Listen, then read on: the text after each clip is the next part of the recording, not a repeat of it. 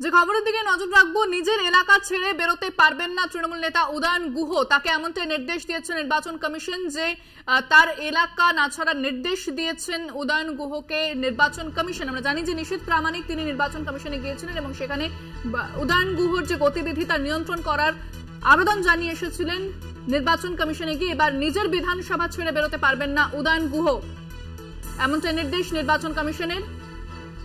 ভোটের দিন দিনহাটা থেকে বেরোতে পারবেন না তৃণমূল বিধায়ক তথা মন্ত্রী উদয়ন গুহ। ফোনে রয়েছেন প্রতিনিধি সত্য সুন্দর ভট্টাচার্য। সত্য, কি জানতে পারছো কমিশন সূত্রে?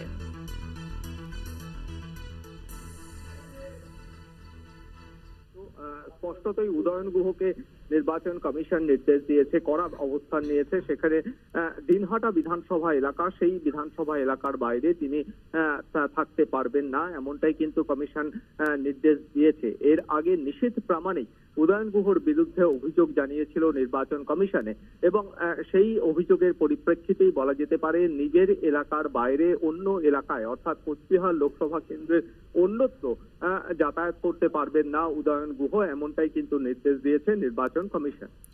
ধন্যবাদ সত্য। কথা বললাম প্রতিনিধি সত্য সুন্দর ভট্টাচার্যের সঙ্গে।